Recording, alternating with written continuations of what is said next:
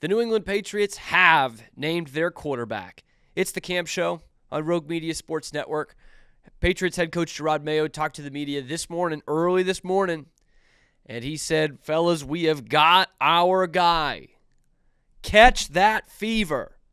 The Patriots have named Jacoby Brissett their starting quarterback for Week 1 against the Bengals. Bang! Here we go. Patriots football, baby. If that doesn't get you jazzed up, I don't know what will. It was the predictable letdown. If that isn't an oxymoron, it was the predictable letdown of the Patriots season as we head into it, I guess, is that when you come and think about it for more than a couple of seconds, it was obvious the way this franchise was going to go in picking Jacoby Brissett. It's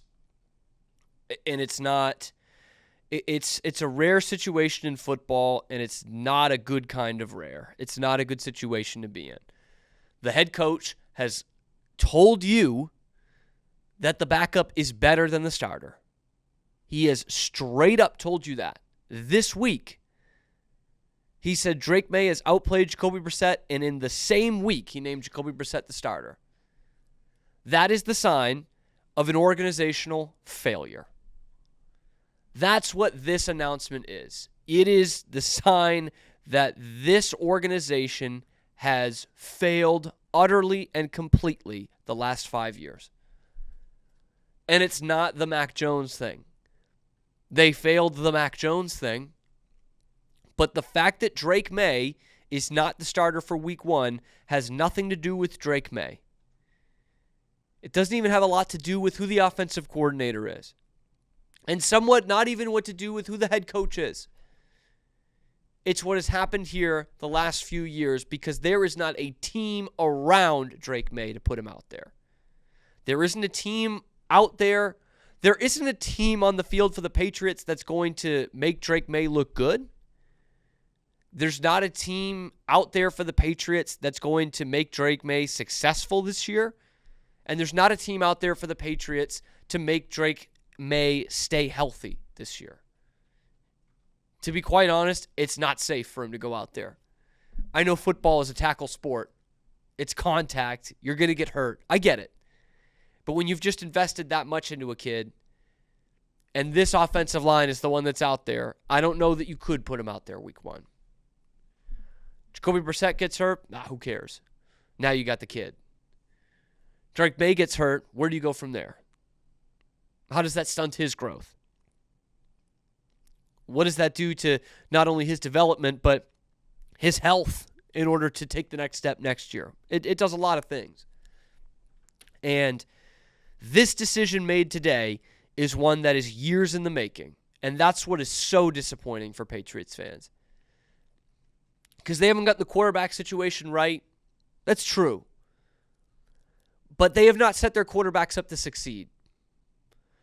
They thought they had it in 2021, and they probably did. You know, Belichick and McDaniels and some good guys in the draft and some good free agent signings like Matthew Judon, like Devon Godshaw. And lo and behold, you make the playoffs. Kendrick Bourne was a good signing for them too. You made the playoffs that year. Mac looks good, goes to the Pro Bowl. Then after that, 2 more seasons with Mac. You have 2 more offensive coordinators for him. 1 year you have the defensive coordinator as the OC and the special teams coordinator as his quarterback's coach. The hell is that? And that's not even hindsight. We were all saying that at the time. Couldn't develop any talent, couldn't draft any offensive talent whatsoever that could play at this level. First round pick N'Keal Harry in 2019. Out of the league a couple years later. Teams desperately trying to convert him to tight end. I mean, the list goes on and on with some of these guys. You want to talk about a failure of building a team that a rookie quarterback can come into? How about 2022? They trade up in the second round for Tyquan Thornton. Not only do the receivers that are picked behind him have better years, Tyquan goes on the IR both years he's been with the Patriots, but a couple of spots behind him, 7 spots behind Tyquan Thornton, is Luke Gadecki, the tackle for the Bucs, who is known as one of the most improved players in the league the last year. He's getting legit Pro Bowl, All-Pro buzz this year as a tackle. Oh, you don't think you could have used one of those?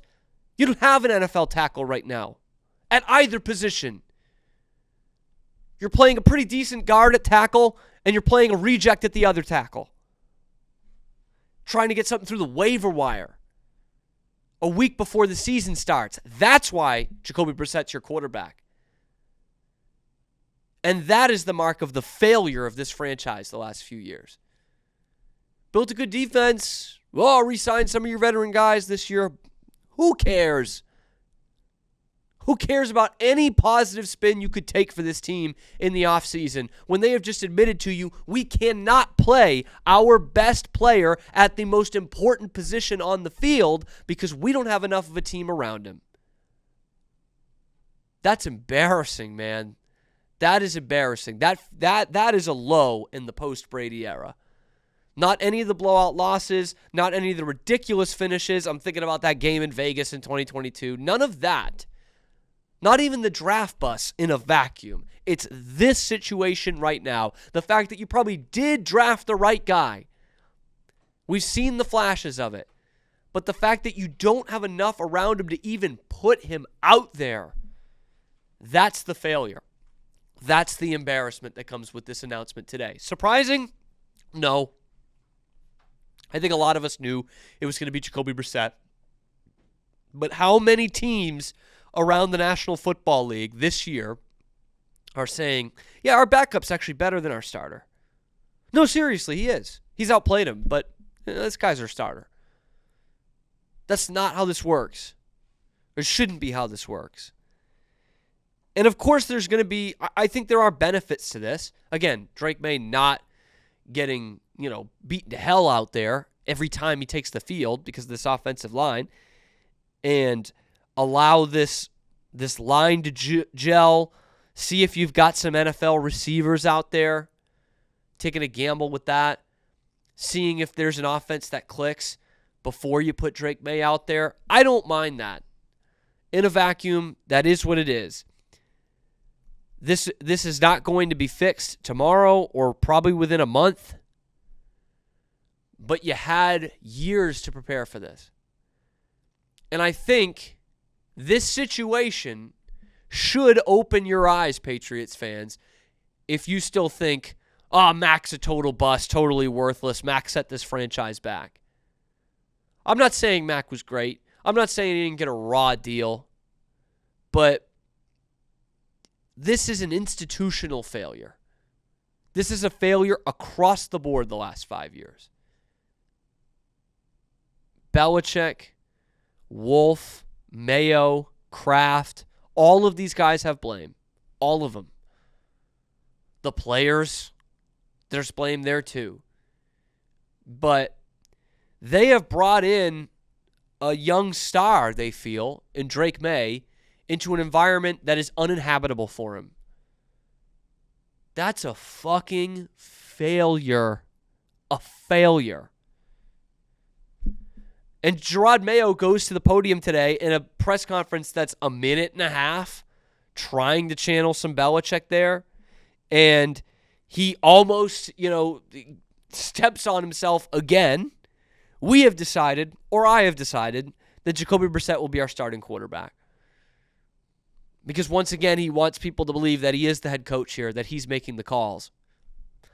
I don't know that there's any evidence of that yet. He said, my offensive coordinator is going to make that decision. And, we as an organization know, but we're not going to tell the guys till tomorrow. AKA, I got to go ask permission from Elliott Wolf and Robert Kraft, Jonathan Kraft, whoever else I need permission from as the head coach to name who the starting quarterback is going to be. We're not fooled by that. And then, oh man, I know he's got to give a positive spin to this. He is the head coach, but he goes with Jacoby Brissett because, quote, Jacoby gives us the best chance to win right now. Bullshit. Bullshit alert. Jacoby Brissett is a guy that you can trot out there until you figure your shit out. He is not, I repeat, not the best chance for you to win right now. In fact, you admitted as much this week. Who do you think we are? How stupid do you think we are? Call it like it is. We're putting Jacoby out there because we don't think this is a team that is ready for Drake Maye to succeed with it. That's what it is.